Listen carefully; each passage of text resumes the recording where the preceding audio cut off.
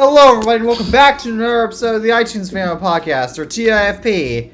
As always, I am Teddy Macker from the iTunes Fanboy. I'm Tabby Cat.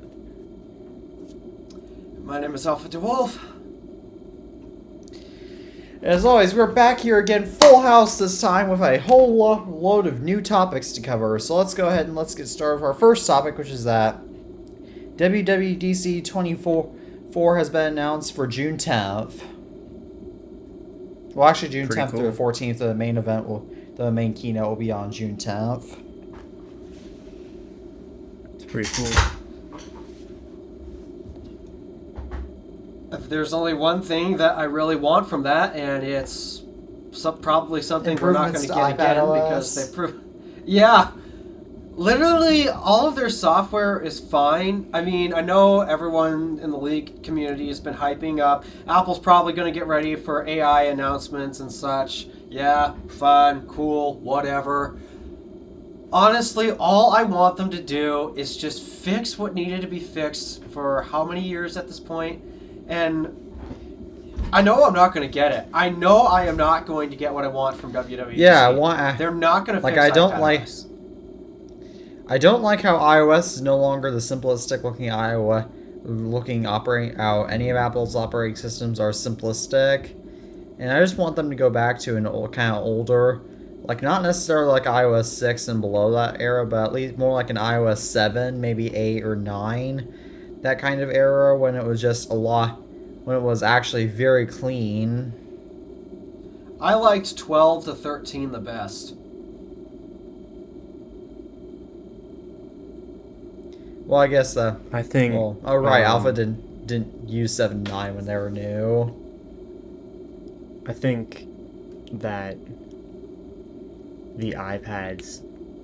It might just be a good idea for them to have something like Samsung's Easy Mode, but instead of being called Easy Mode, just call it like Basic Mode, where it's not just like a whole whatever OS almost, but it's just like an upscale iPhone. And then they could have a more advanced version mode that lets you do more professional things on it. Or else just embrace the fact that the iPad is not a computer and instead is a cross between a phone and a computer, and actually make it a good cross, including a calculator app, Apple. Yeah. I don't know how hard it is for Apple to put a calculator into the iPad. I was trying to use my iPad to copy some text earlier, and it was taking so long. It took me like twice as long. Not more than that. It took me like 30 seconds to a minute, when on my phone it takes me like 10 seconds. It's so stupid. That is weird. Yeah, because your iPad has really a desktop grade chip in iPad. it, while your phone is just the A17. That still makes no sense to me. There were no new iPads Why last is it year. Apple's putting this Mac grade hardware in there, and it sucks.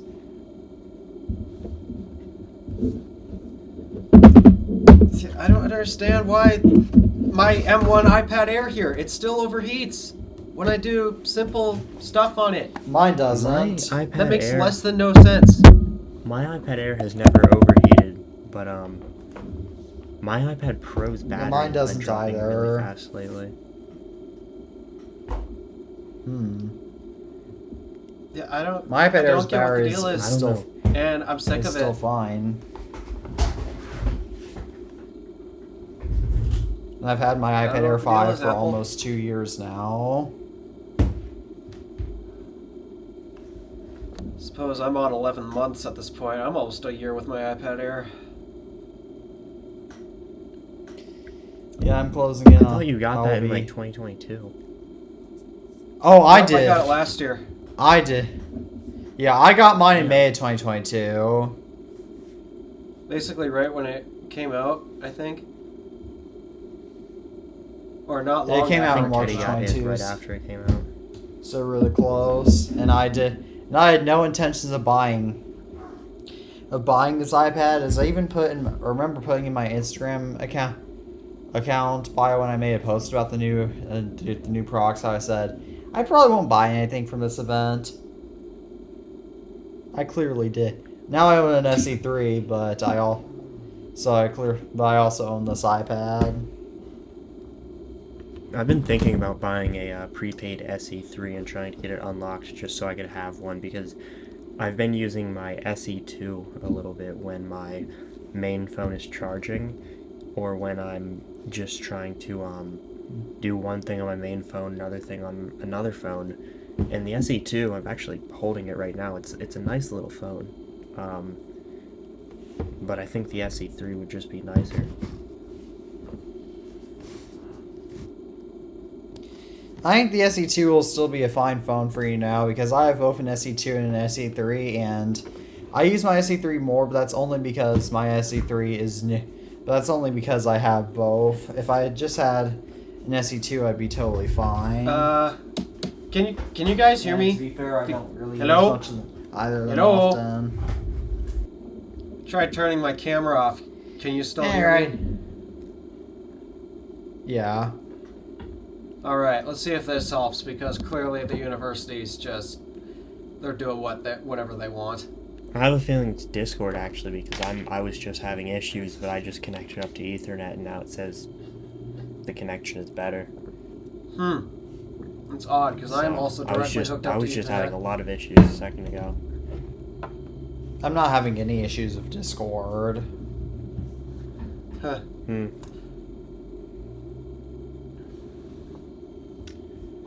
Alright, anywho, now that I think we got ourselves situated, what's going on? So we were just talking about Dub being announced for this year, and how Apple and then we led to how that eventually led into a side topic about how Tabby wants to buy a prepaid SE3.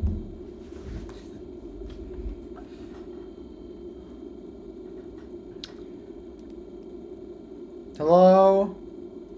I'm still here. Yeah. I'm still here. Alright.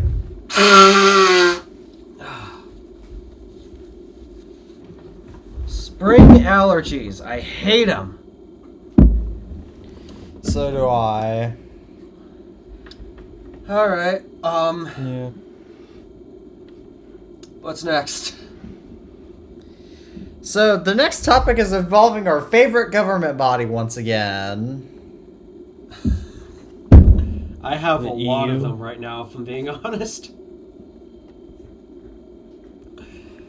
Well, I meant on this podcast, but yes. What did they do this time? The European Union, they're now going to force Apple to let users remove the Photos app. They really should Apple should just, go. Just not They do should. this deal anymore. Like, this is ignoring the stupidity. How are you supposed to look at your pictures? I know, like, how are you supposed to view your stupid pictures if you have a Photos app? Like, there's a reason why, like, unless you delete the camera app too, then you can't exactly delete the... Hey, for the heck of it, let's delete the phone you app. can't Let's delete the delete the Photos App app. Store. Like, We'll it's a delete crucial- messages. We'll delete Safari. Heck, let's delete iOS while we're at it, hey? Yes, like the year, they might do as that. John Prosser put this perfectly. Now that Apple gave the mouse, being the EU, a cookie, being USB-C, now they're asking for more. These guys side loading are was their milk. idiots. They really Oh, are. Alpha's swearing. Yeah, I mean, is he wrong, though? I've got two governments He's to be not. mad at Fucking this idiots. time. The EU is already annoying enough, and now our government's trying to get on the action too. Yeah, when it comes to talking about governments, I'm not happy. I've been really pissed off, especially after what happened. Let's move on. Yeah, this I probably agree. isn't going to be the funnest thing. To a far better topic, which is that school boards are suing TikTok, Meta, and Snapchat for distracting learning. How is that going to make sense? All I will right, be so honest. here's I don't think that schools actually have a solid argument in the court for this. But look, I get it. TikTok should have been gone a long time ago for many other reasons that I don't understand why they haven't been banned because of yet. And while I think that the reasons as of why they're being banned by anyone now are kind of weak, I'm at least grateful that they're getting banned somehow. Yeah. Yeah, I don't. It's a platform the world can do without. The supposed logic behind why school boards are suing TikTok, Meta, and Snapchat is that there's a lot of kids that if teachers don't require students to literally take out their phones, there's a lot of students that sit on their phones in class, often on either Instagram, Snapchat, or TikTok, and mind you, I take honors level classes, and I still see this all the time, and so I can definitely say yes, those apps are distracting learning. However, it's not necessary. However, I'm not entirely sure that's necessarily the school district's fault for that because it's or the social media company's fault for that. Excuse me, because it's more the student's fault. Yeah, I think if they really want to do anything, it's also like a matter of against it. Yeah, it's really a matter of school policy, I think, is the issue. Not really. Again, this whole argument of why schools want to ban TikTok, their argument is extremely weak. It really is. So, like, just distracting learning. Yeah, if kids are being distracted from learning, then that is an issue of your environment that you can make policies on. So yes, like for example, there's a school district. Yeah, in this case, it's a really an issue of school policy. And I know this because there are some schools that are a lot stricter on this. For example, I have some, like one of my teachers takes up phones every time we have work to do in class, just so that way no one gets caught being on their phone. However, in my old middle school, from the moment you walked into the school, even in the mornings before school, until when the bell rang at 3, you could not have your phone had to not only be in your locker, but it also had to be completely powered down. That is kind of stupid to me.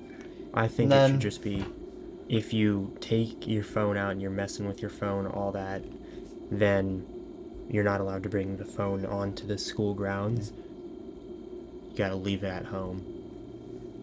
I don't think that teachers or any people at all, except for police in certain situations, should have the ability to seize your property.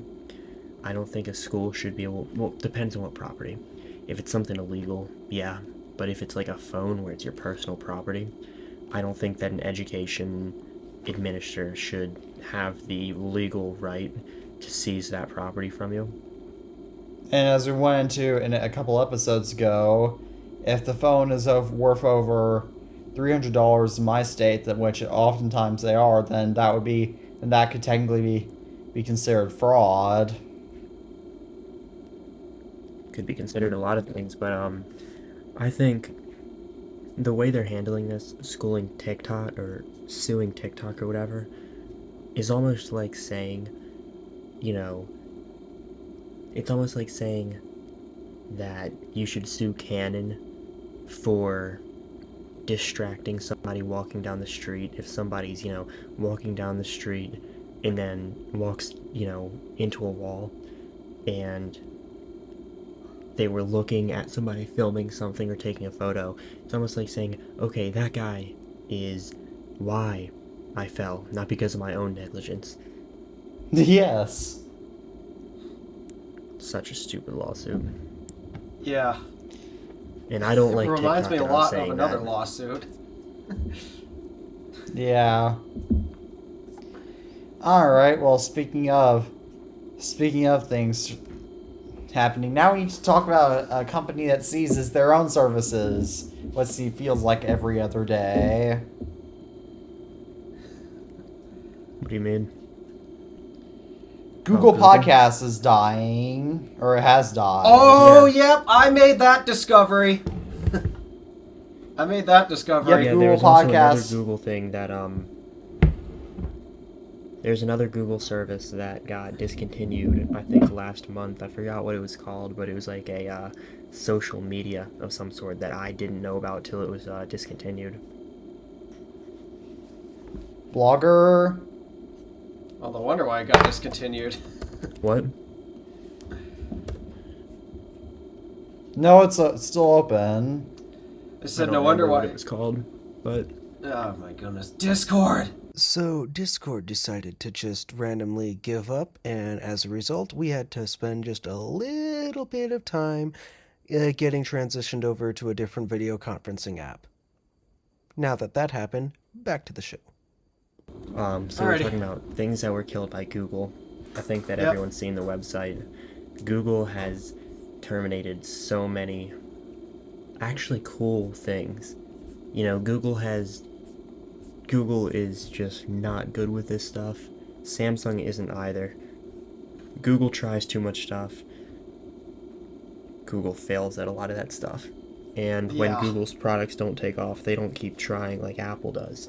Because, you know, it's taken Apple a while to get success on some things. But Apple's always got it. You know, look at their cases. Nobody liked the silicone case at first. Or even MagSafe. MagSafe had a kind of bad start. But Apple's always found a way to make it work. Even things like iCloud Drive, which started off absolutely terribly, are now being pretty much used universally. Well, in the US at least. Yeah. I've been told that Apple has a seriously low market share out of the US. I mean, they kind of do. Oh yeah, by the way. Oh yeah, did you go? I shared collaboration on podcast topics. Okay. So apparently, people can now collaborate.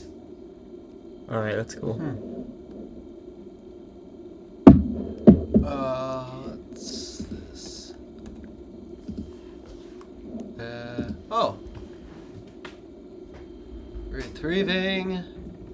Retrieving.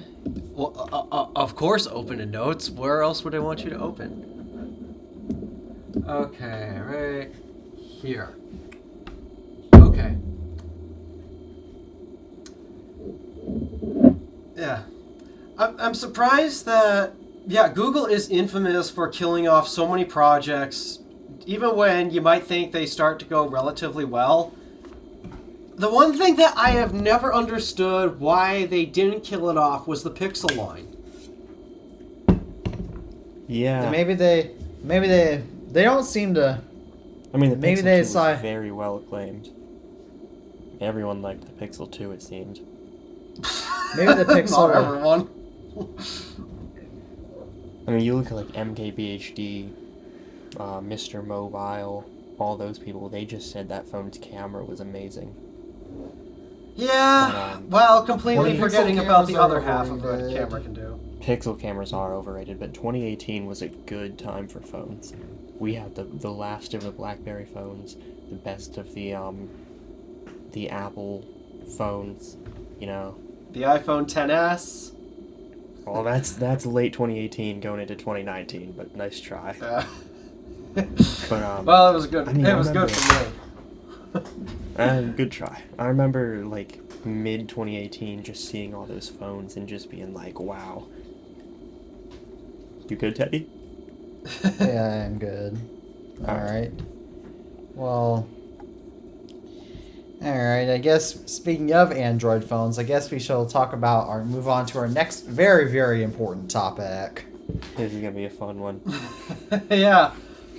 Speaking of Pixel... Yeah, that is now Alva's main phone. He has finally moved on from his iPhone XS Max. I'm going back to it in a month. Although he switched to Android. He got the best color Pixel 8 Pro, or Pixel 6 Pro, though. That is the absolute best color on the 6 Pro. Yeah, this is the white one. I actually initially wanted the champagne one because I preferred that over this. In fact, after a couple of days of using this, yeah, I kind of still wish I did have the champagne one, but it's not bad. I like that color. I always have. It's a pretty white. I like how the sides look too. They just look so premium. Well, on this particular example, not so much. What the hell happened? I don't know. This didn't happen under my ownership. That's how I bought it. So. Where'd you order it from? Back. Swappa. Oh. Yeah, Swappa is a good place. Swappa is a good place to go if you're looking for used tech at a discount. I've never used them actually. So. I'm gonna actually look up Swappa right now. Yeah, if you're looking for anything, like especially if it's Apple related, you'll often find it cheaper on Swappa compared to They're selling eBay. iPhone 15s for $464. Wow. And 15. Yeah. Oh. Okay, maybe I'll have to... I was considering buying an iPhone 11 for my collection, but they were a bit too much on Apple's website, on eBay for me to consider, but maybe on Swappa it'll be worth it. Yeah, do check out Swappa. And a good thing about Swappa is they actually force you, when you sell your device, they actually need the serial number of the device so the buyer can verify that is your device, that it's a legit device, it's not a scam. Something that eBay in particular isn't particularly good at. Yeah. So. They sell sneakers too. But... Oh yeah, they sell more than just phones and laptops and such. They also sell camera gear, home tech, drones. I don't know why they sell sneakers, but they do for whatever reason. But I guess anything that's got a good profit margin they sell. I guess so. But yeah, I bought this phone off of Swappa. And we're definitely not being paid to say that. We have no affiliation with Swappa or any of its affiliates. Nope. Or really anyone. We don't really have affiliation with anybody. Well, actually, Alpha has an affiliation with Keweenaw Chevy. With what? I might have gotten a partnership with my local dealership to review some cars. That's not actually a TIFP topic, so I'm glad I brought that up when I did. That is cool. Yeah, I'm excited about that. So, yeah, that's a thing for a later date. But what do you like most about the Pixel, and is there anything you just hate about that phone? Is there anything that you just can't stand about it? Anything I can't stand. I'm gonna start with that. The genuine truth is, I'm not really angry or pissed off with anything about the phone, though I think there's two big things that actually really annoy me with this phone. The first one is, and this is the case with every Android phone I've ever owned, they claim you can use visual voicemail on them. I have never gotten that to work. So what do you have to call your voicemail? I do. I have to call my voicemail and enter the password to that. Thank goodness I remembered it because I completely forgot. But you know what? I think I've had the exact same issue. I don't really use voicemail a lot, but I can't remember a single time when visual voicemail has just worked on Android for me. It has never worked on Android for me. I always have to call it. And there's a dedicated tab in the phone app that says, set up visual voicemail. I did that, and I still don't have visual voicemail. That's just stupid.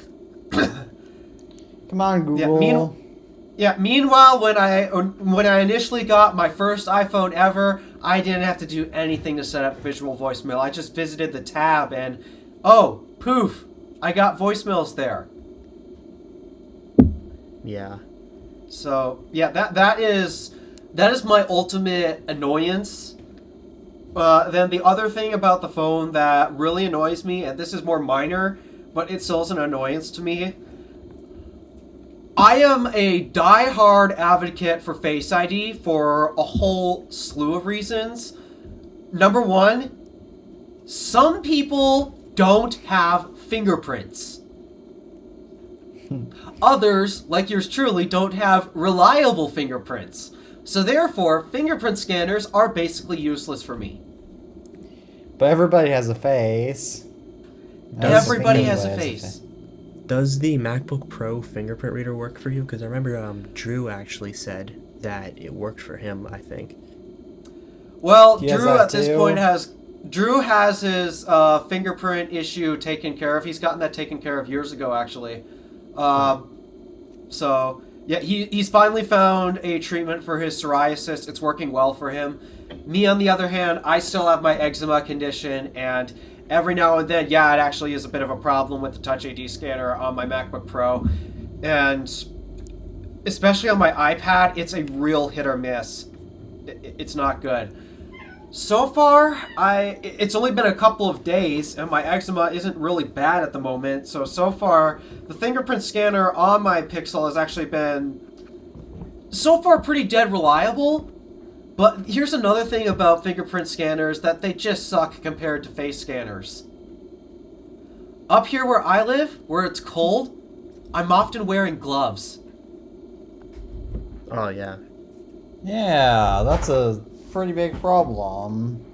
So, yeah, it just made me really appreciate Face ID even more.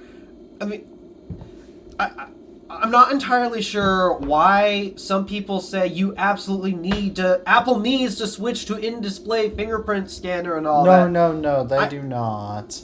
No, they really don't. I mean, don't get me wrong, the tech itself is cool, but we've come out with a new technology that's even more practical than that. Yeah, you know what the thing is about fingerprint readers? Not even that, about Apple. Apple doesn't switch from a technology for no reason. Apple reached a limit with Touch ID. No, they don't. And Apple doesn't go to an inferior technology until they can figure out how to use what they want to use properly. I'm sure they could have done some half-assed botched job of Touch ID, or not Touch ID, Face ID in 2015, but they didn't. They waited until they could get it working properly on the 10. Compared to Samsung with their Face Unlock and all of those features that they have. Where's Face Unlock, Samsung? Where's or not Samsung? All these other companies have tried Android in general. Yeah. Yeah. It's kind of weird because Windows Hello is mostly famous for its facial recognition security. Let me Windows guess. Hello was not amazing for me. What was Windows Hello? Face ID. It's Microsoft's equivalent to Face ID. Oh, I didn't even know they had that. I think they still have my it, XPS has that. My XPS has that. Yeah, my old Razer Blade that I used years ago had that, and it was great. Actually, no, it wasn't great. The laptop was great. I don't think Face ID worked on that too well. My mom Windows had an Hello Acer is laptop very hit or years miss. ago that had that. Yeah. And it'd be nice if my Windows MacBook Hello had is very Face hit or miss. ID. Yeah, there's so much room in that notch for them to put Face ID sensors. Why did they not do it? On the Mac? Yeah. I think it's a thickness thing. It's not going to be that much thicker. I mean, that much thicker could be the difference between that and like a unibody MacBook Pro's thickness, though. Like, I mean, the screen on the unibody MacBook Pro, it's not that bad. I mean, Apple could do other things to make this computer thinner. Like, I don't know, removing the HDMI port and the SD card slot. I think those ports are actually kind of needed for those who actually use them. No one needs an HDMI port. I mean, we got a better standard for that. There's a better standard, but people still like it, you know? Yeah, the problem was Apple didn't push them hard enough to actually move to the better technology, and that's how we're stuck with where we are today. At least that's my argument for it. Yeah. Yeah, the real thing that they should have brought back was the touch bar. Yeah, they should have brought that back. I hated that so bad. In fact, I missed the touch bar on my 2019 MacBook Pro. Now that I'm on my 2023. That's interesting. Is the reason why you hated it was because they never did anything with it, or? I just think it was a feature. It was fixing an issue that wasn't a problem. And when that thing had issues, it was really just... It was annoying. It just wasn't... It wasn't needed. It wasn't really wanted by a lot of people. It's just something that I feel like they threw in just to say, look, we have this. And while it was a nice feature when it worked, it was so much money to manufacture, and nobody took advantage of it. And the entire thing, if you don't like it, you're just forced with it. Which I personally like the touch, but I really like the touch bar for a simple, because even at the few things like it does, like for example, changing both volume and brightness, it's so much better for that. It's so much better for that because you can just use. Well, it's so much better for that because you can just use a little slider rather than constantly having to press a key, which could lead to wearing it out. I mean, that and also on it. another thing that I hate about function keys compared to the touch bar, there are so many of those functions on the function keys that I almost never, I basically never use them. Like, yeah. Let me look at them right now. Spotlight, dictation, do not disturb, the media keys, mission control, because I use the trackpad for that. I never use those function keys. Yeah, I never.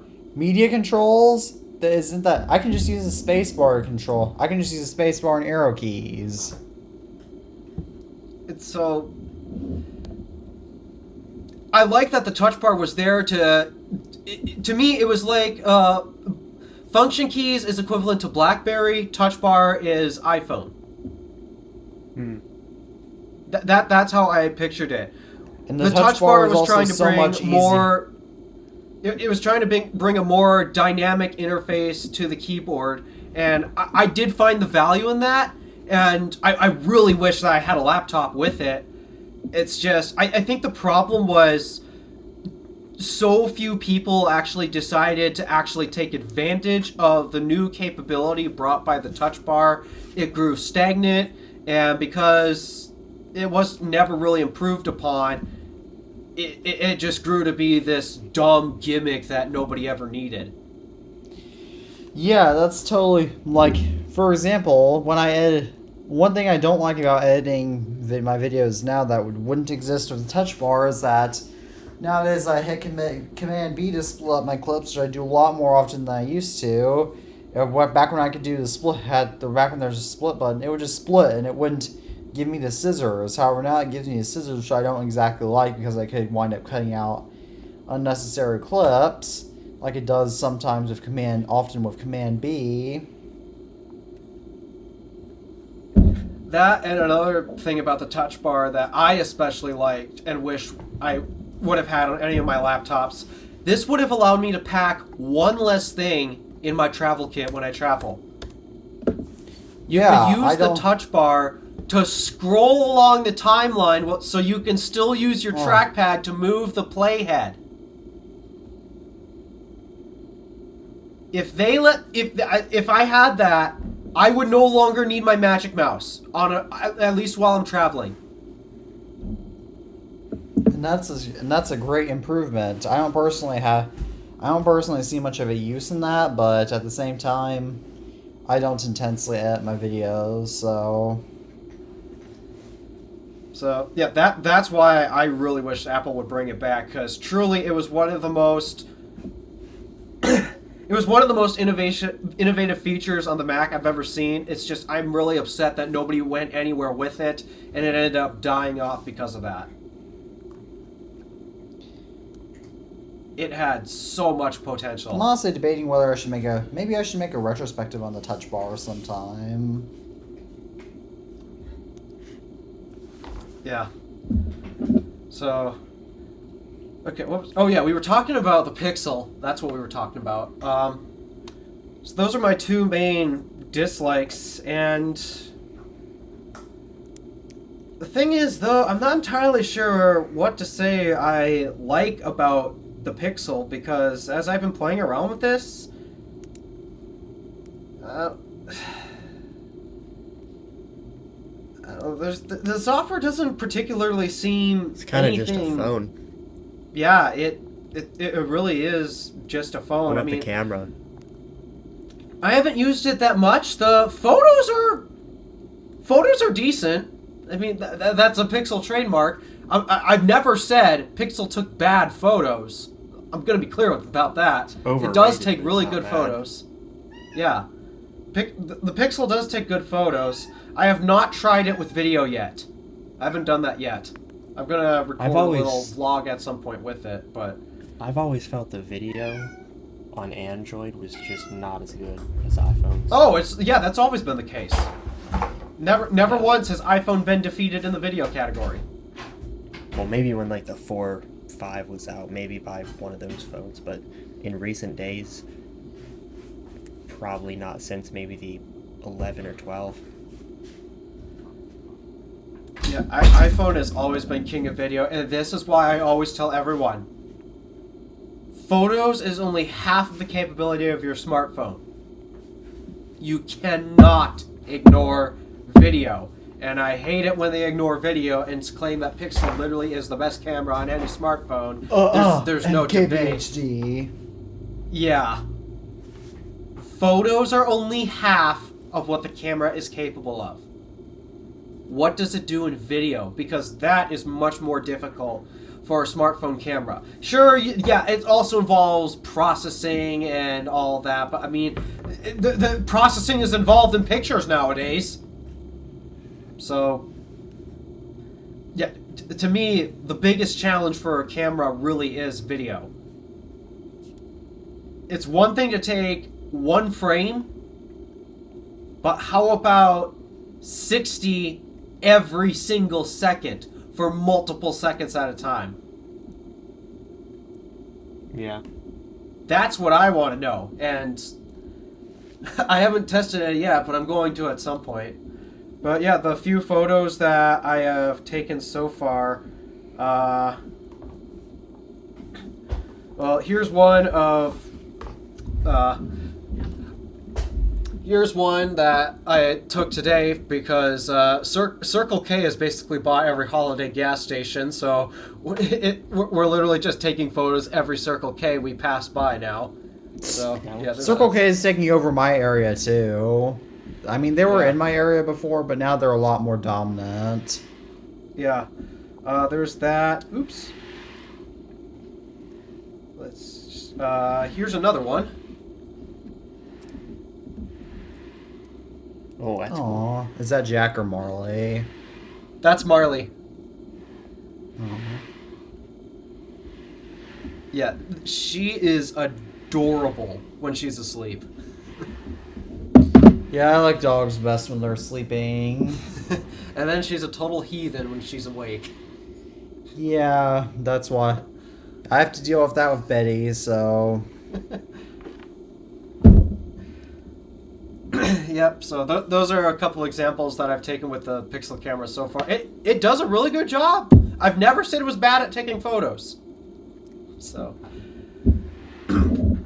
yeah, I'm trying to think of any one feature about this that I like. It's just, I think because I was an Android user once upon a time, And I've learned that iPhone really catered toward my preferences more.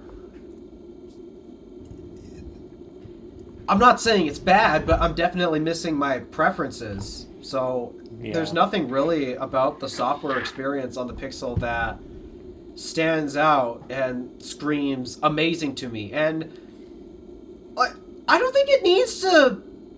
Okay, well, this is the Pro model, so in theory it should. It's the Pro, the Pixel 6 Pro. It has to be the best. It has to wow you, but I guess the real reason why I'm not as impressed as I could be is because my preference just lies with iOS. But it's not bad at all. It's not bad at all. Yeah. Yeah, I can say this is definitely tolerable. If I switch to Android, then I might notice a little bit more of a difference because I've never used Android as a main operating system before, but Alpha and I come from very different tech backgrounds. Yeah. Oh, there's a Pixel feature on this that I think is actually very useless. What is it? What is it? I like the concept, but in practice it just doesn't work. Call screening. Oh, yeah, that is absolutely nonsense. I like the idea, but the problem is when you put it into practice, it completely weirds out the person on the other end if it's somebody you're going to actually accept the call from. And then, well, if it's scammers that are calling, well, they also have a feature that just sends it directly to voicemail or to the trash or whatever. And it's literally just a voicemail that you can pick up. Yeah, it's... Call screening really isn't... That's why I don't like that feature on iOS 17. Yeah. It's useless. The concept is there. I do like the concept. The problem is when you put it into practice, it just doesn't work. It's the same deal with when we say numbers on paper don't mean everything. Numbers can look great, but they can translate to something real bad in the real world. So, this would be one of them. Call screening I found is just useless because... Funny story. I was getting a call from my dad. For whatever reason, the Pixel didn't happen to pick up, hey, this phone number is associated with Dad. So it didn't display his contact info, and it just displayed his phone number. And because I get so many scam calls every single day, I just took it as another scam call. And so it gave me the option, hey, let's try call screening. So I started the call screening thing, and then I looked closer at the phone number, and I'm like, oh crap, that's Dad. And so as I'm witnessing the call screening happen, it comes in with Dad's. It's like, what the hell is this?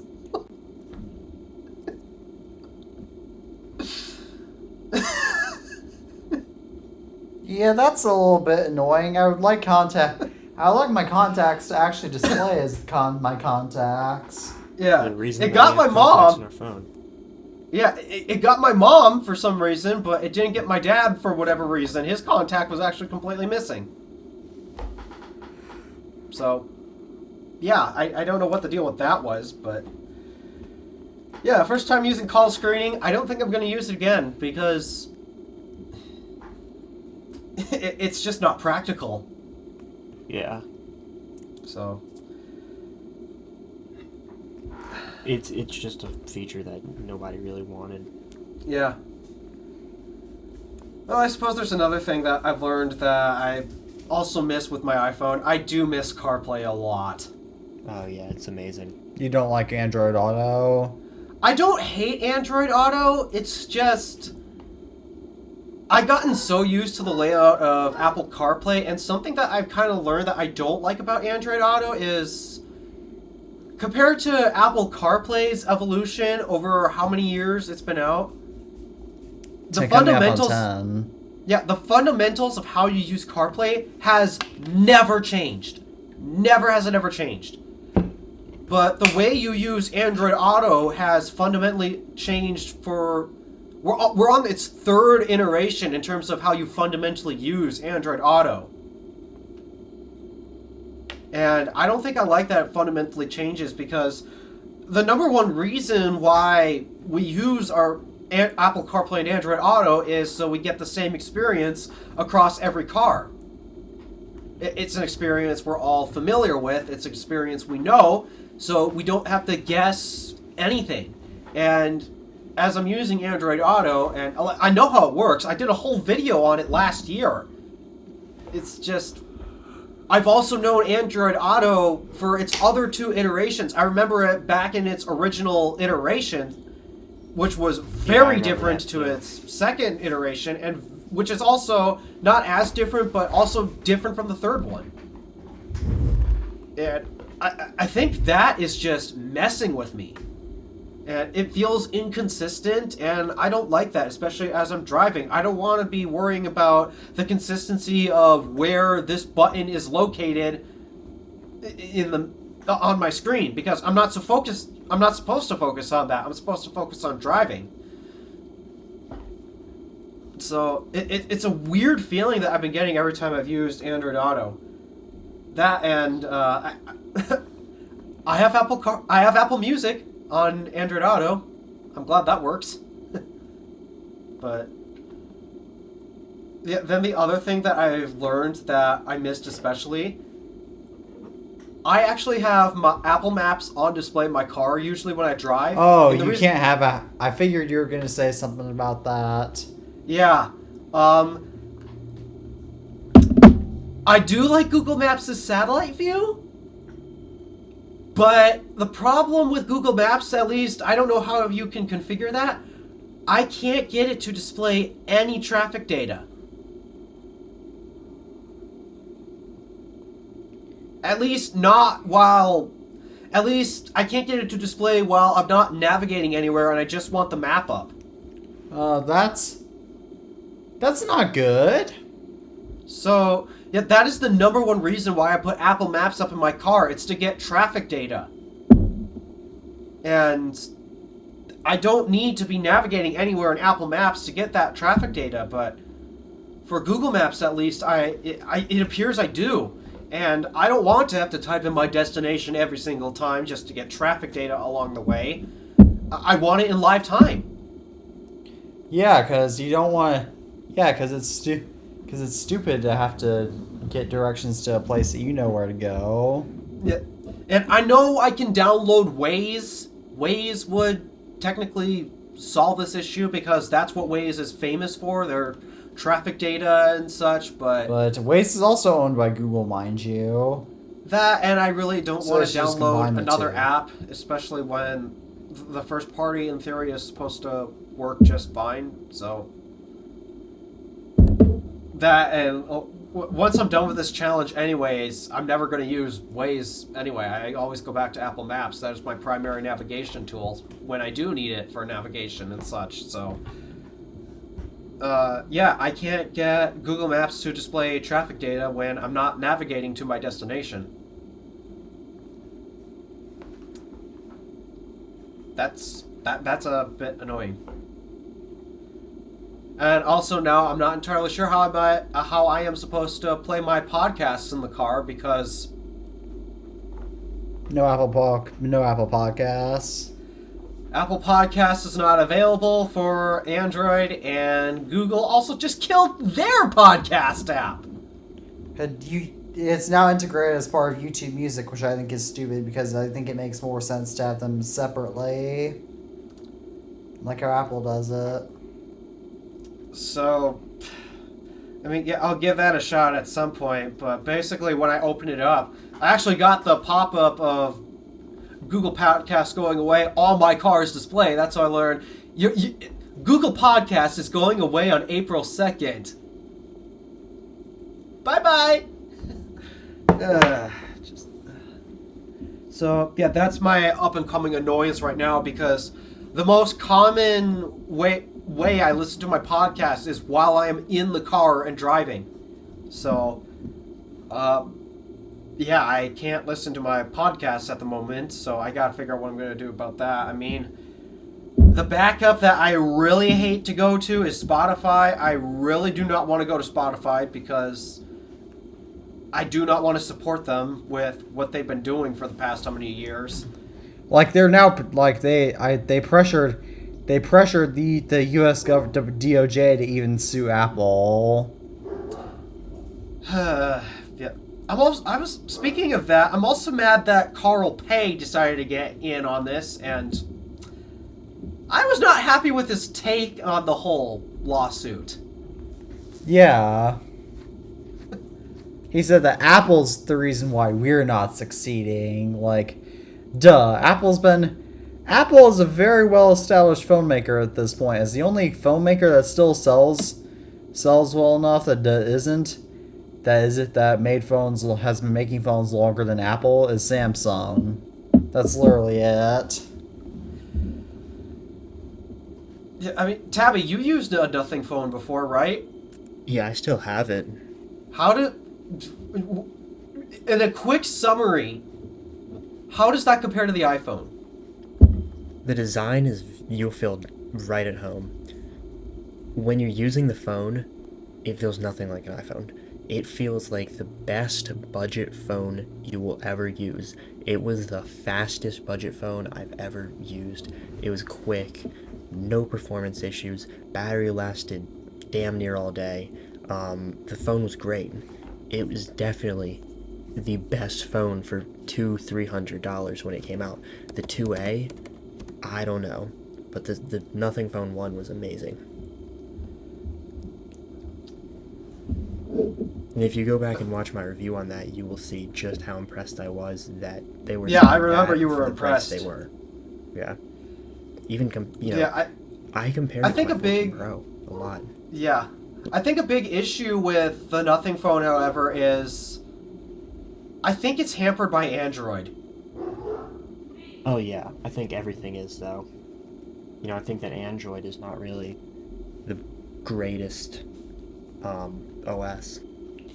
I wonder why phone makers just don't try to make their own operating systems from scratch. Well, we saw Samsung do that many times, and it did not go well any of those times. And remember Nokia's Symbian OS? They did that. It was awful. Oh, yeah. Oh, remember Windows Mobile?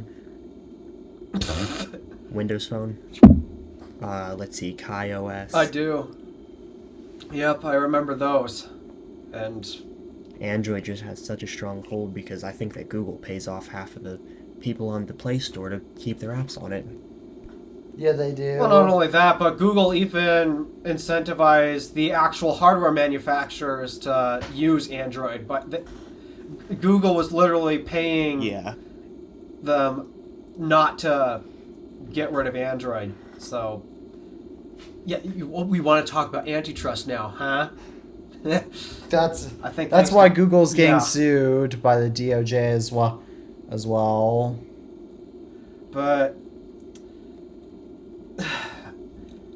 the thing is, looking back at using Android today and looking back on what I used to think of Android as,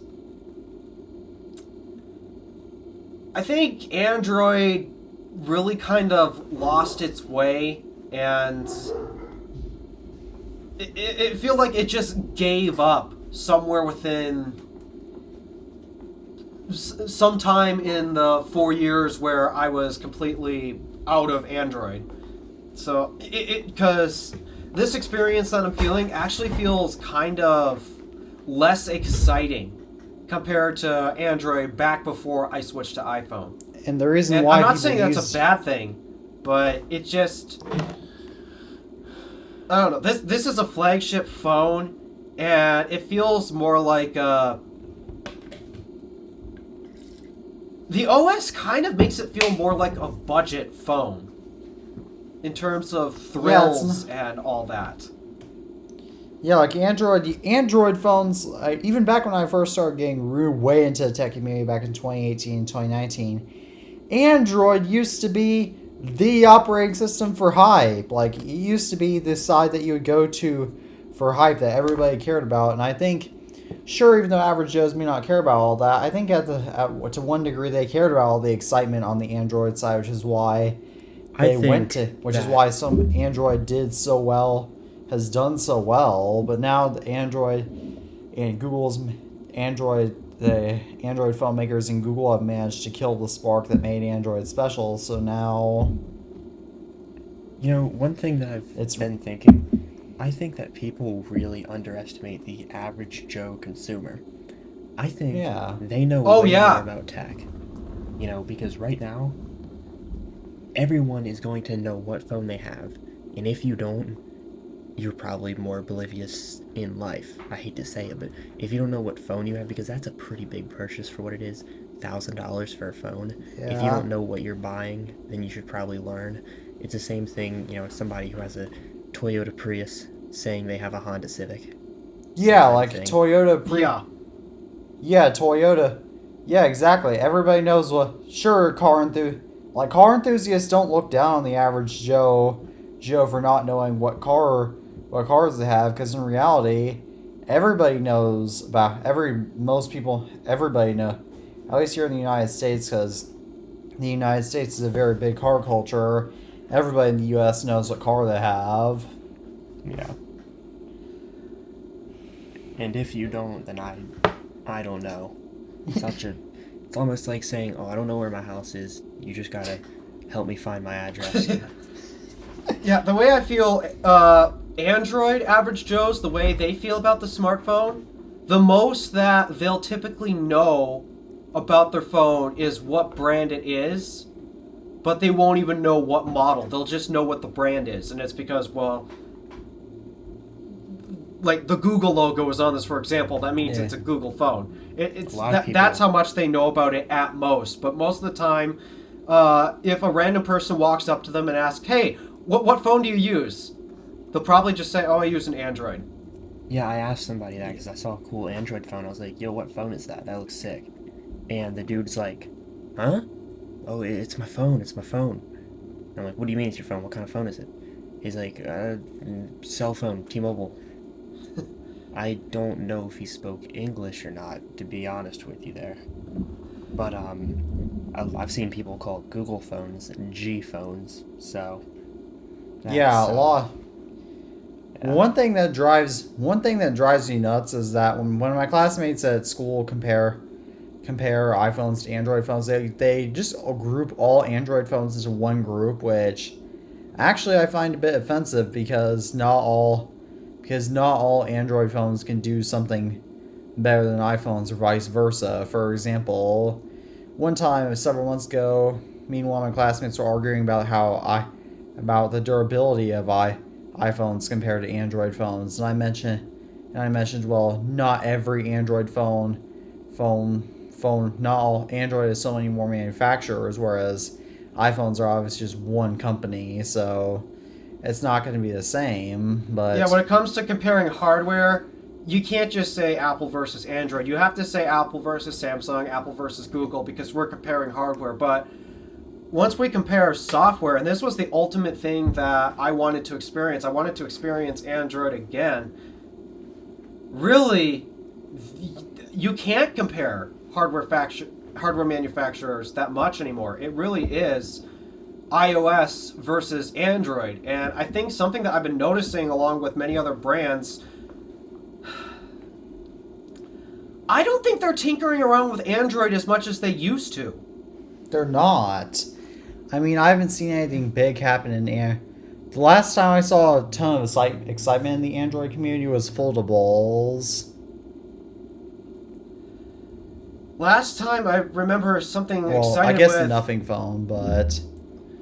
Well, to me, that was one of my favorite reasons as to why I was a Samsung fan once upon a time. It was because, despite that, I do wish Samsung made their own operating system, but because they were forced to use Android because of what Google did, they heavily modified the operating system so much, and yeah, some people didn't like that, but I did, because when they heavily modified it, they made it the most feature-packed operating system available. And as a tech enthusiast at the time, where literally the battle for which smartphone do you choose is which what's the new tech gimmick and all that? And Samsung was one of the few Android brands that experimented with software tech gimmicks. They don't do that anymore. I miss that. And now it feels like every Android phone, the hardware really doesn't matter. The phones themselves don't feel special because they're all basically running the same software. And unless you heavily modify it, they just all end up feeling the same to me.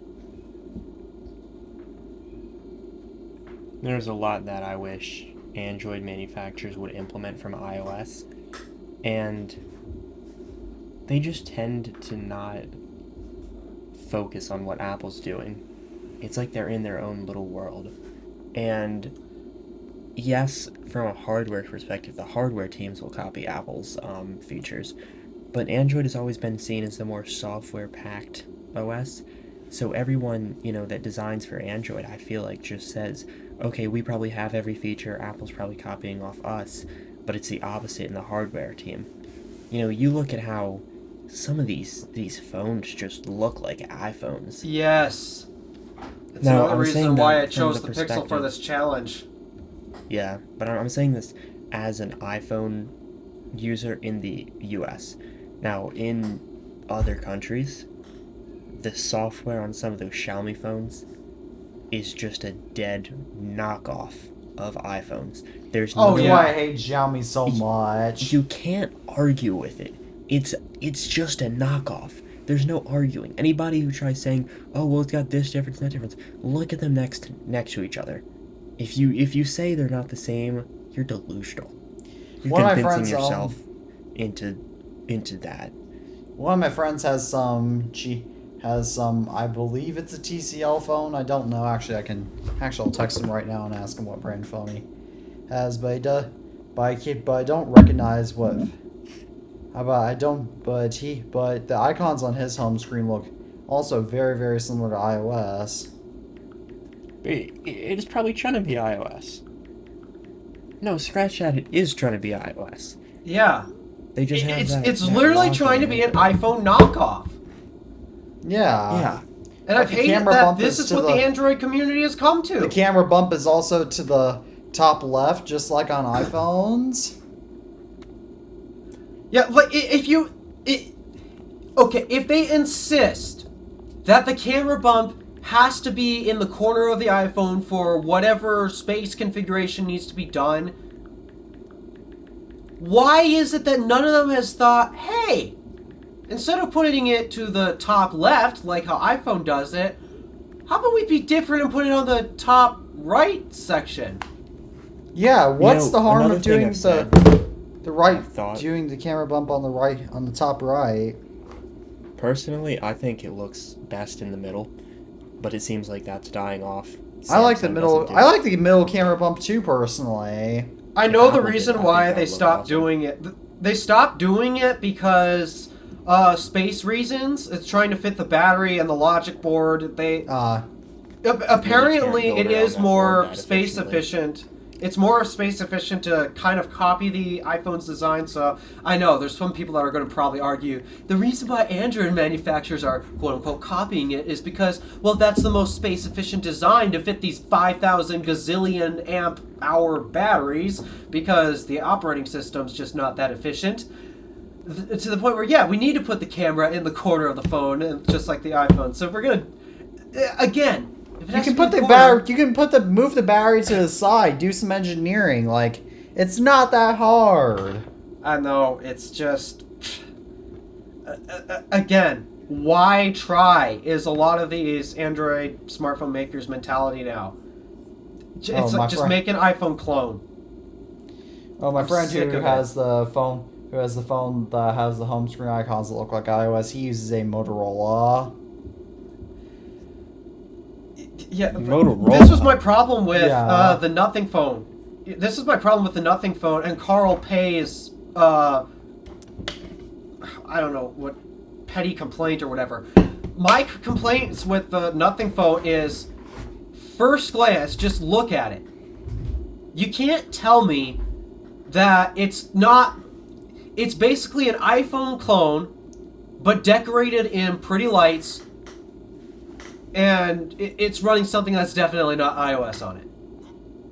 Yeah, It looks too much like an iPhone, but just dressed in pretty lights. It's like the whole design philosophy I'm getting from that is, let's make an iPhone, but in order to not get sued by Apple, let's just dress it in pretty lights. That to me is really sad, because I believe Tony Fadell and I believe Johnny Ive are both who are both famous Apple employees. They invested into Nothing. In fact, let me go on to Nothing. That is how I feel when I look at the Nothing phone. Its design truly feels unoriginal to me. That's how I feel about it. It feels unoriginal because physical shape, it looks identical to an iPhone 12. It's just this happens to have pretty lights on the back of it. And to me, that just does not spark a good first impression. Yeah, Tony Fadell invested. It's almost what an iPhone 12 Plus would be designed as. Yeah. So Tony I Fadell, feel like, Tony Fadell invested into Nothing. Yeah, it really feels like, based on first impression, I know I get criticism by saying first impression doesn't matter. It doesn't matter what it looks like. Well, the thing is, when you are trying to draw attention to yourself because you want to sell somebody your product, it looks do matter. Looks are one of the key items to make a first impression and to draw attention. It does actually matter. And that first impression I got just by looking at it, I'm like, really? You pretty much didn't even try.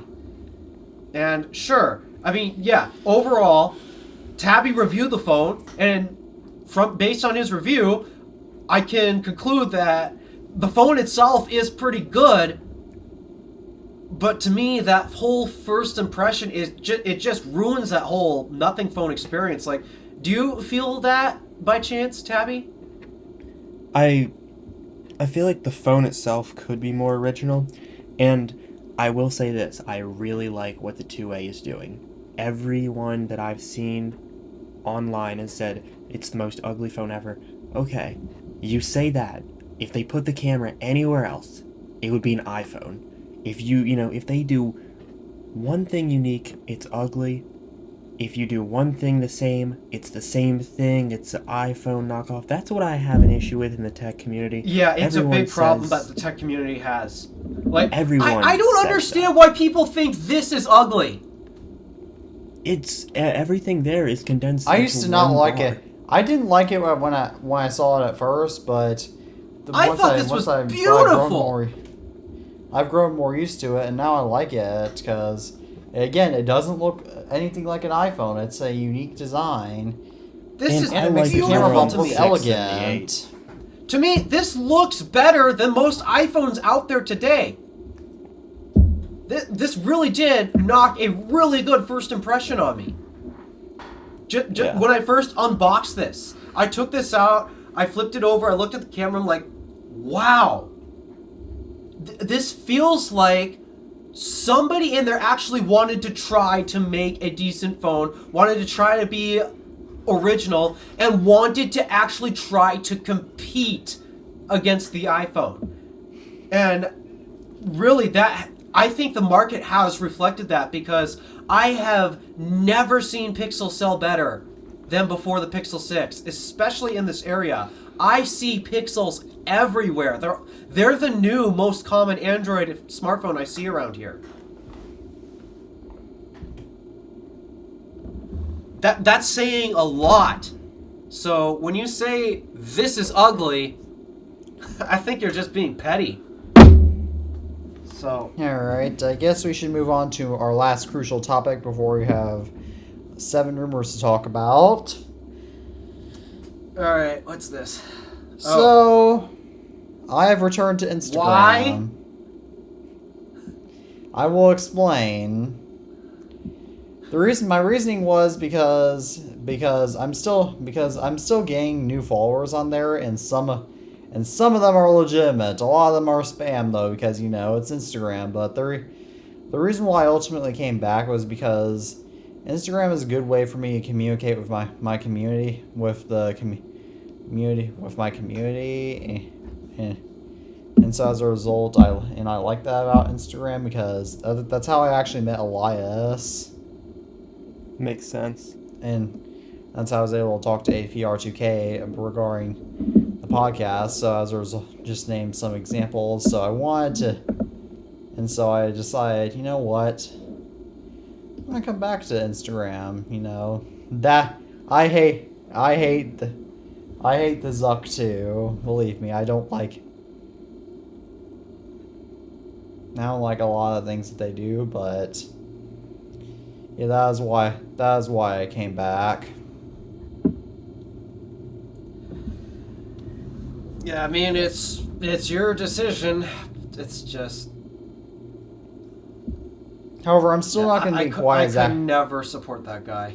I'm probably not going to be quite as active on there this time around, though, just because I don't have much just because Instagram, because it's only photos, it's just a lot more limiting to me. So as a result, I won't be my norm. So as a result, I won't be quite as active, but let's meanwhile. Does Tabby have any more thoughts about this?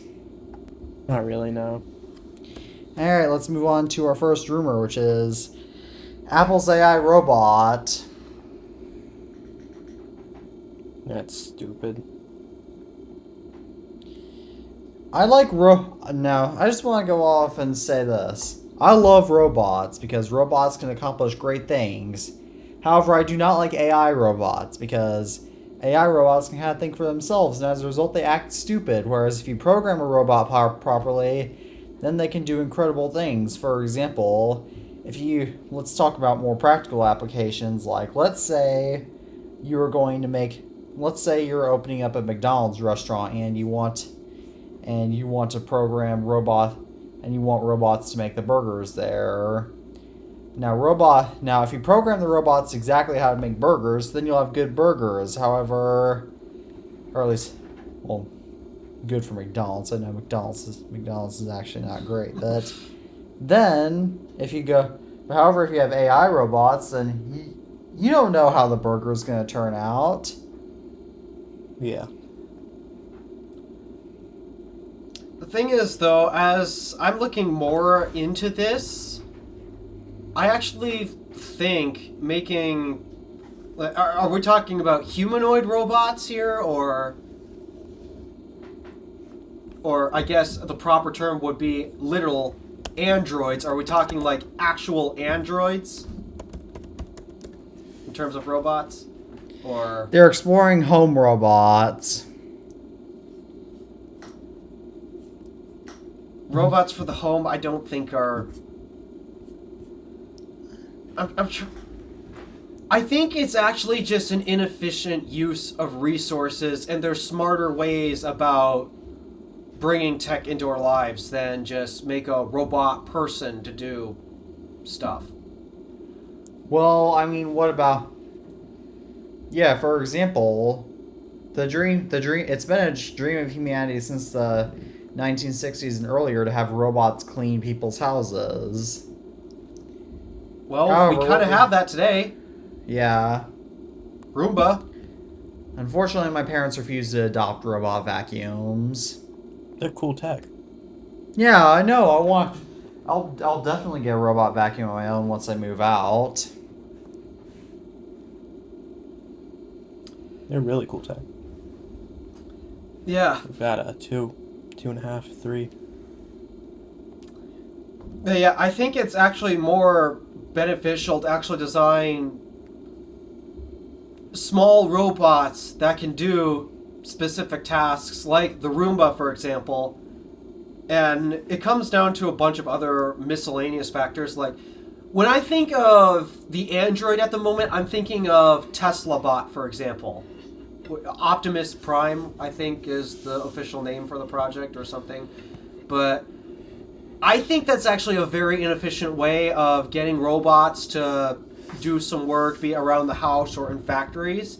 And the reason for that is because, number one, the software is not there yet, and it requires a lot of inefficient processes that the computers in them have to think about. Like, they have to think about balance. This is something a computer has to think about. At least for us, at least for the three of us, I can't say this about every human being, but we typically don't have to think about balancing ourselves. It's just a automatic function of us, right? Yep. I can walk around my room, tap on Brady and Wiener, and I can just walk around and I'm fully balanced. Yeah. This is something that a computer does actually have to think about, though.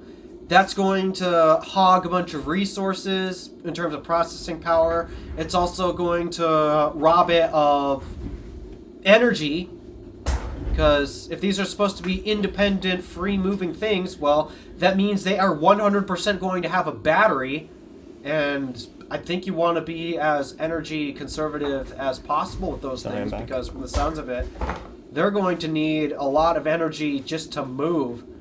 And so I think it's actually just a waste of resources altogether, instead of building purpose-built robots to do the same thing.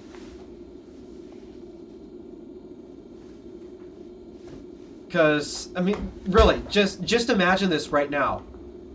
Roomba cleaning your living room versus Tesla bot cleaning your room. Sounds like a Roomba would do it a lot better. I also think that a Roomba would be able to get in more places, because an advantage of being its own purpose-built only for cleaning rooms, it's built lower and can sneak its way under furniture.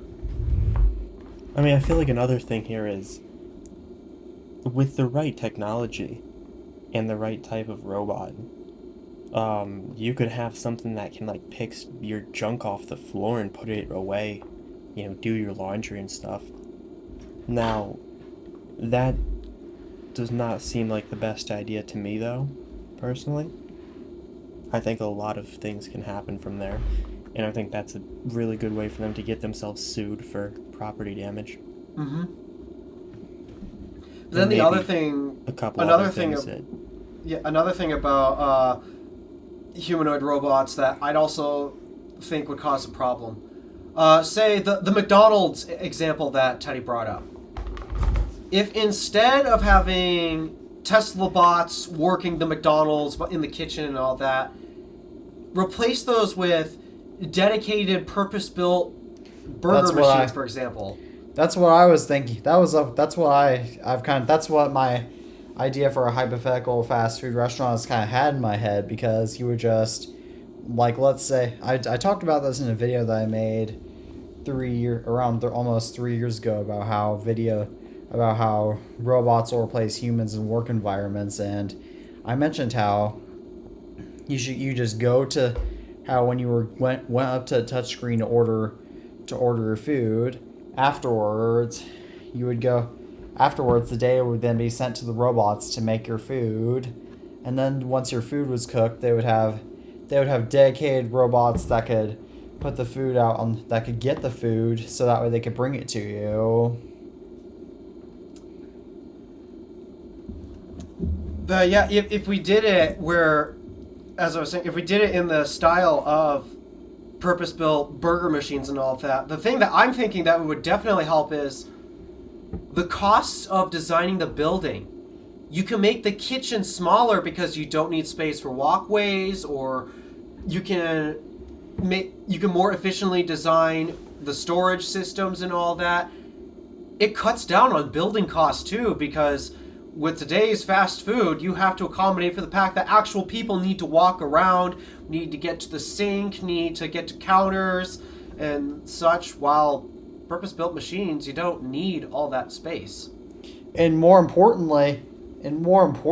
you could bring up the example that sometimes maintenance people have to get through, though they could still offer though you still wouldn't need walkways all the time because maintenance people could physically remove the robots if they needed to. Or else, even think about this. What about in existing fast food buildings when you can, like, let's bring my local McDonald's as this example. Let's say my local existing McDonald's, let's say they were able to decrease the size of their kitchen. Then, you know what that would mean? There's more room for people to eat in. Yes, and they could extend and mine has a playground, so they could add on to the playground. Oh yeah, I forget McDonald's has those.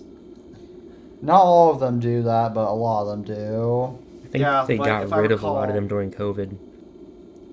Yeah. I think the one in Ishpeming still has it. But that's still like 2 hours away from here. I believe mine does. Though I don't eat at McDonald's anymore because their food is terrible, especially at my local restaurant. And it's unhealthy anyway, so yeah. If I'm gonna eat unhealthy food, it better taste good.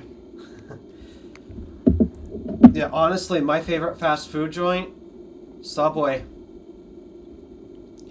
I honestly prefer Jersey Mike's, which is Subway's biggest competitor, and the only reason why is because Jersey Mike's uses a lot far higher quality stuff, and Firehouse Subs is also another really good sandwich. If I had to guess, though, they probably charge more. Firehouse Subs does. Jersey Mike's is actually about the same as Subway.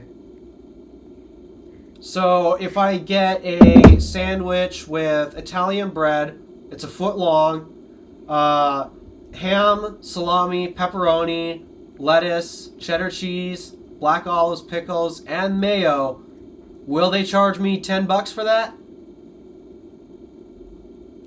I don't know because I get a very basic sandwich, but it'll be around that.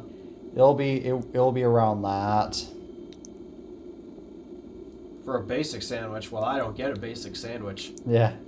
How the hell are we talking about sandwiches on a damn tech podcast? I know, right?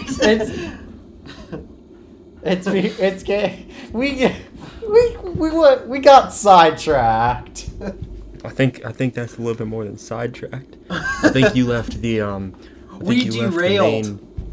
I think you left the main topic in like where we the derailed European off Union a bridge. Yeah. All right. So that's my thoughts about AI, Android, robots. I actually think they're a less efficient means of, less efficient. I think there's some good implementation of some stuff. Yeah. You know, like I think as a whole, Apple's been doing AI since the 2010s, maybe even the 2000s. Siri, all that is AI. Technically, the 2000s, they did because the first iOS 1.0, it does have predictive typing. Yeah, that is true. That is technically an AI algorithm. Though. I mean, I feel like a lot of the talk about the AI is more of the online, always connected AI. Yeah. Because when it's always connected, that's a little bit different than if it's just something like predictive typing where, you know, you're not getting that big of a chance to get messed up by an AI, you know? Well, that and also, you've got to have this feeling where if it's always connected, there's no way the reason why it's always connected, it has to be harvesting your data. Yeah. So, yeah, it's not that's not a good thing to me, but yeah, I don't know. Then there's another issue I have with AI robots, and especially in the workspace. How do people make money nowadays? That is becoming an issue, I guess. I mean, I guess all the jobs there's going to be is coding. My idea for this is that robots aren't going to be able to do every single thing that humans can do, and there's still going. And for example, take the McDonald's example. there's obviously still going to need to be one person there. There may be a security guard or just maybe one or two people there just to monitor. Oh, they can have a robot for that.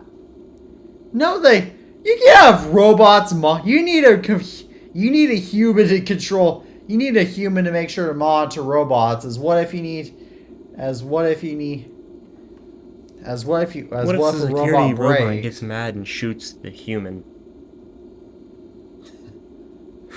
The robots will be programmed not to shoot humans. That's why they're. Then then what is the robot gonna do if the entire store's being?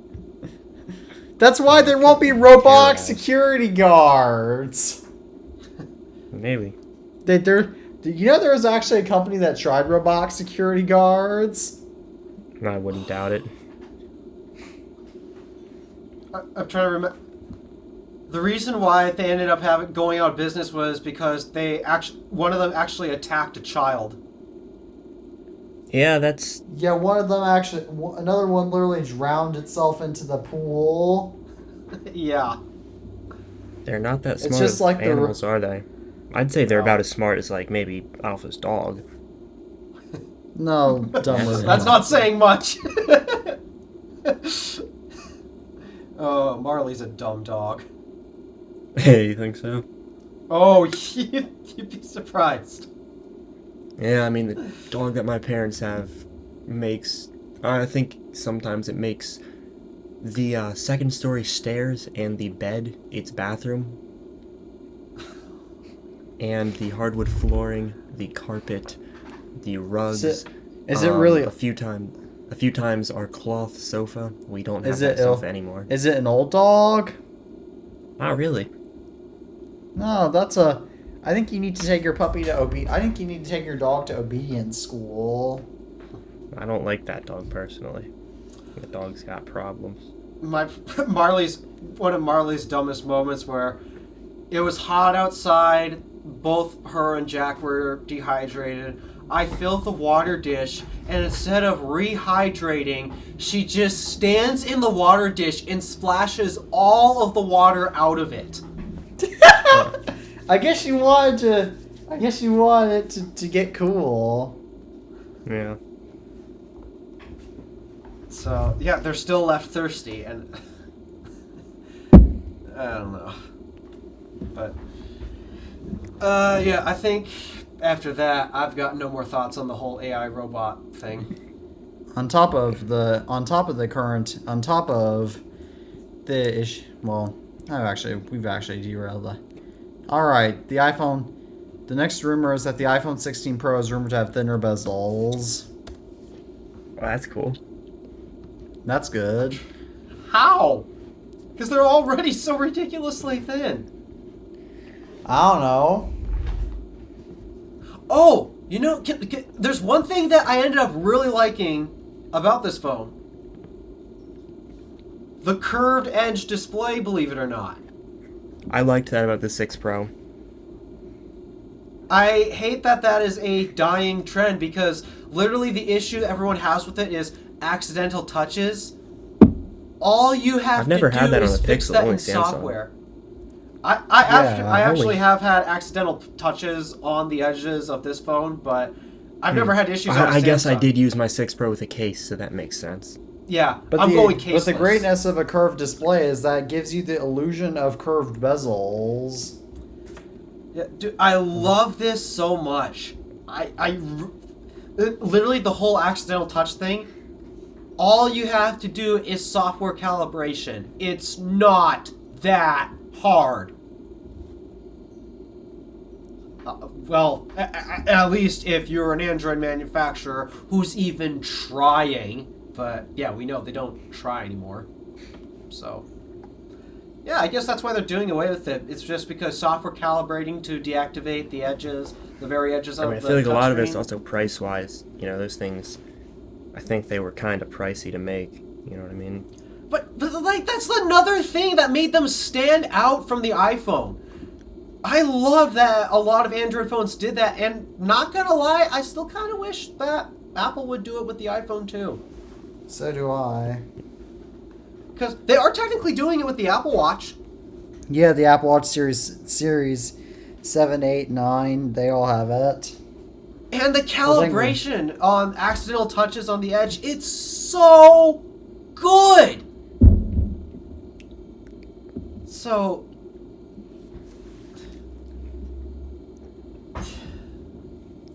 I if this is Apple's idea of shrinking the bezels again, I'm all for it because I know they have proven themselves to do it very well in the Apple Watch. I am confident they can do it with the iPhone.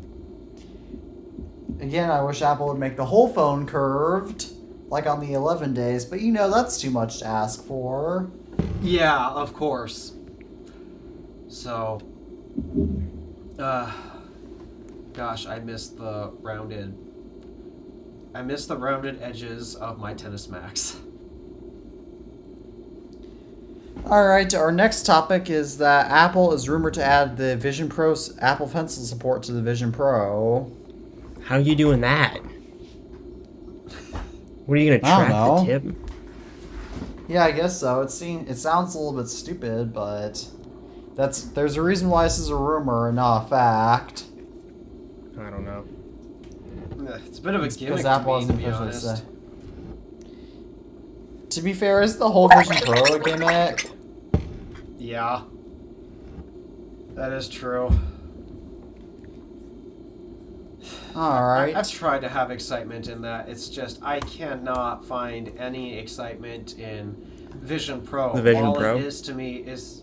Yeah, all it is to me is really just a play toy.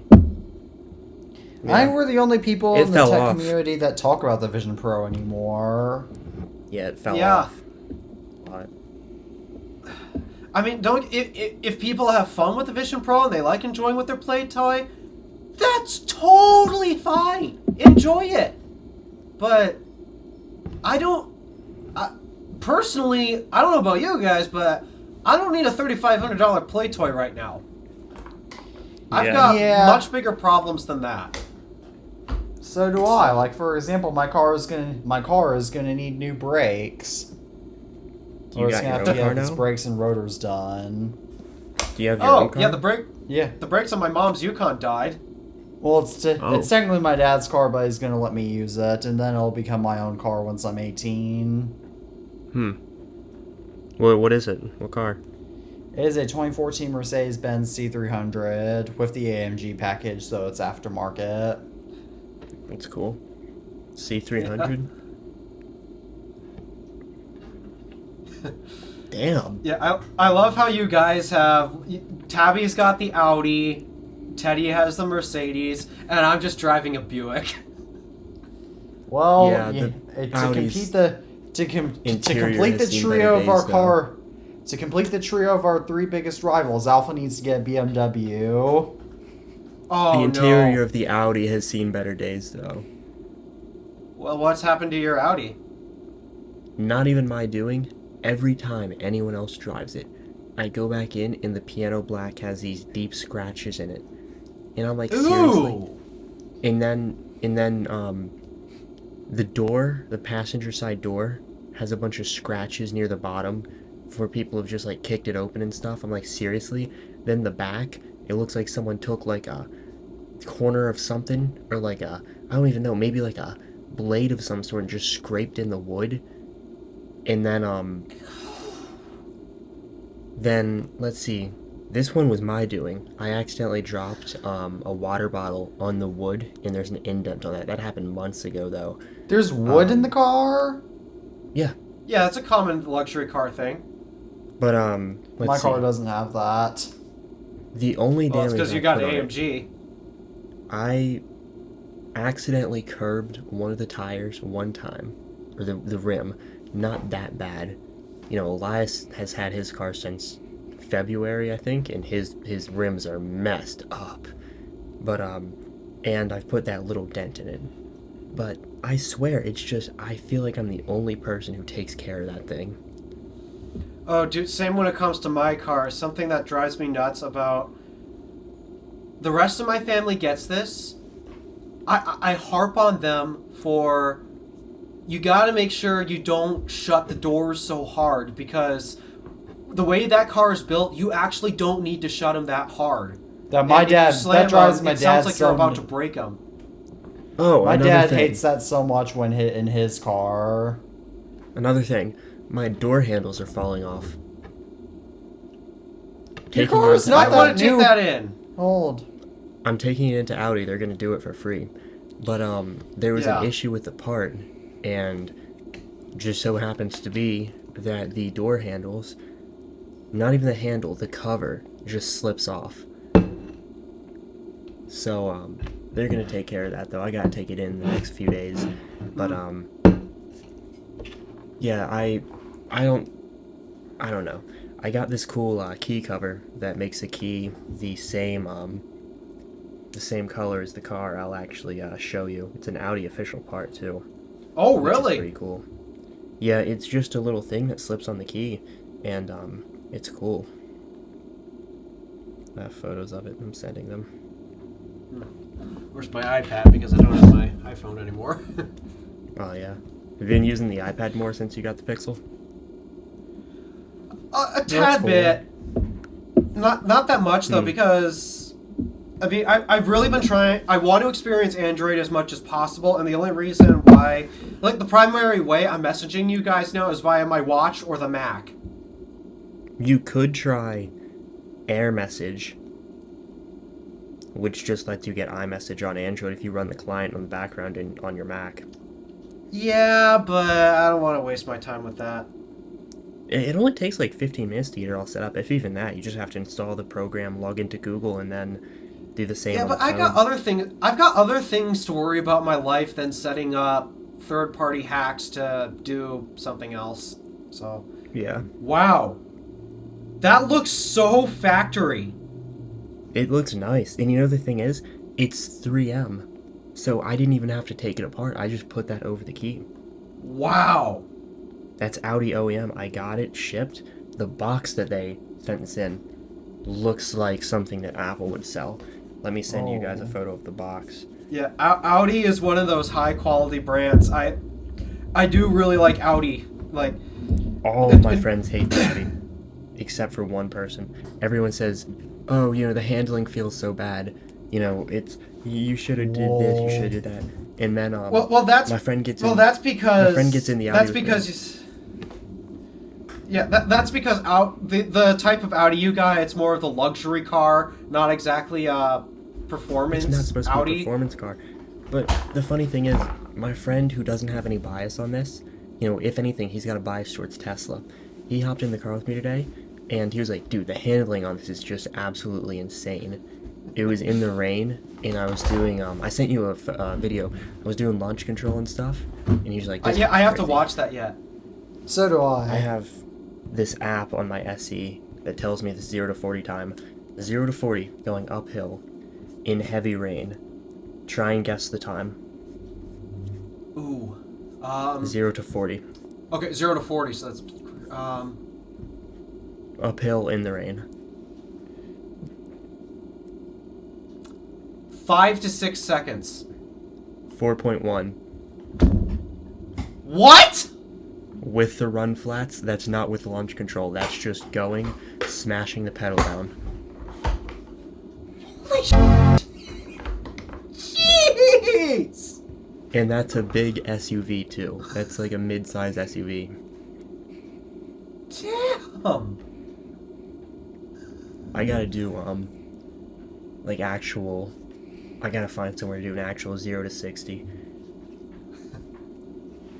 It's hard to do it a lot of places near me because like there's no like areas to just stop and do it, you know.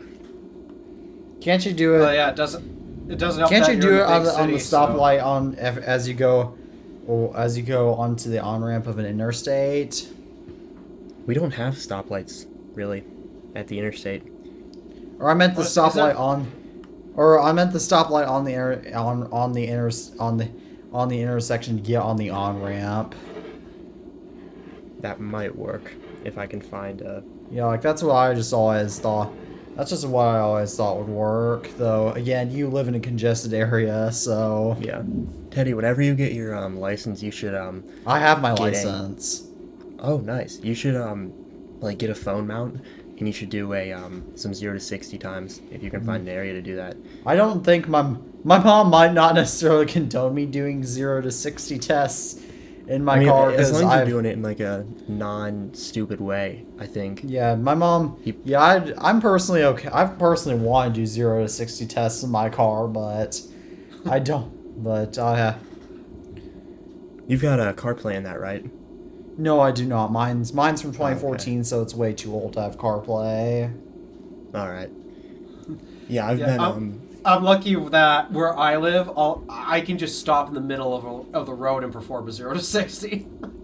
Yeah, you need to record some of those too. We need to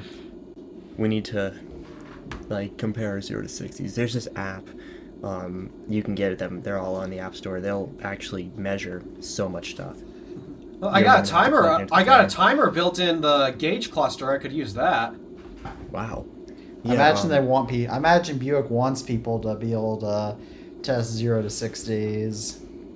Whenever I get like a job and all, I want to get a older gen Audi S4 because everyone's gonna say, oh, they're so unreliable, but like they're fun. You get that supercharged V6, and it's just like those things are awesome. You can do so much to them too. Meanwhile, the top 2 electric cars that I want one day when I'm rich and famous, Tesla Model X and a Porsche Taycan. The Taycan is something that I've been wanting The Porsche to mess Taycan with. is my motivation to make a good living, because that would be a nice car. I think I'm the only person here who's actually driven the Taycan. I drove the original one.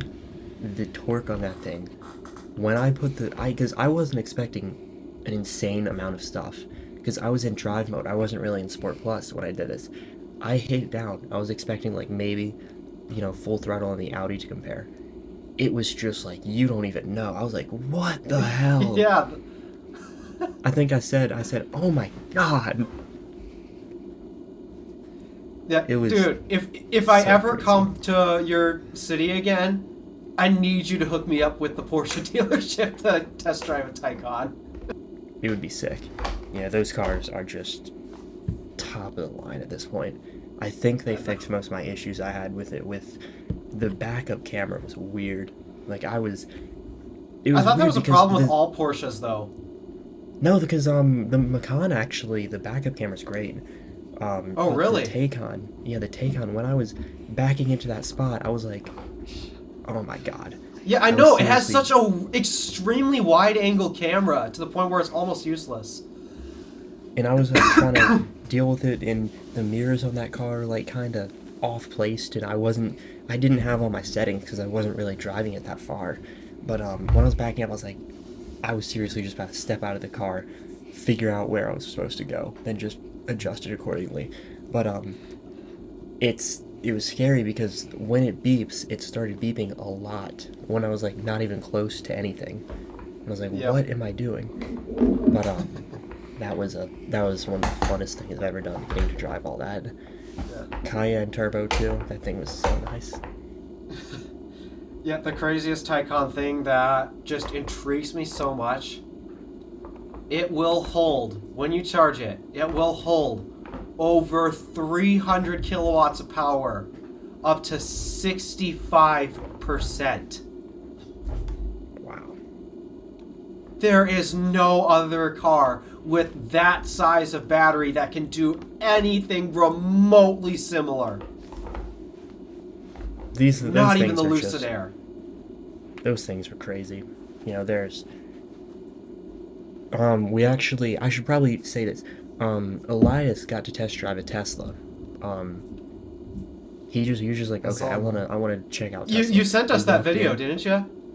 Yeah, we walked in. He was like, hey, I want to test drive it. They showed him the models. He's like, okay, I'll do the 3. And they just give us the key, and they just let us go. They didn't have a dude in the car with us. So we were going down the road, and he was like, dude, this regenerative braking is weird. And then we get to the stoplight, and he does launch control, and he messes it up, but it's still, I could tell, even the lowest end 3 was not a bad launch. For what it is, the interior quality has gotten better over the years. You know, I still don't think it's great, but I think over the years there has been a lot of improvements. The screen, I'd like to see more physical buttons. I know that's never gonna happen.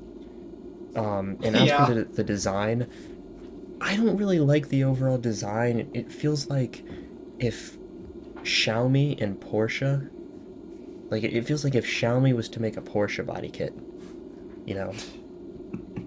But Xiaomi has actually tried to. I think they have actually gotten interested in making cars. Yeah, I saw that a few days ago. Like, yeah, that is. What the heck, Xiaomi? I don't even know, man. I mean, if they can. But I'd say it's almost 9 p.m. where I am, so we should probably hurry this up. Because this is probably one of our longest episodes with all three of us. Yeah, we don't have that. We have topics to talk about, but they're not. But they're mostly rumors that are over. Just quickly glance over them. Yeah. Actually, nah, they're not. They're not that important, so we don't have.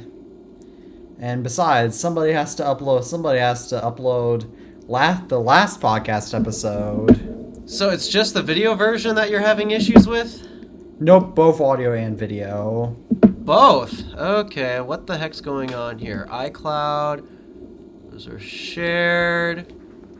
Let me see. Maybe Apple's pissed at you for using a Pixel. I wouldn't be surprised. Let me see. More info. With I don't see anything with. Oh, shared with Teddy. Alright, let me see if it'll open.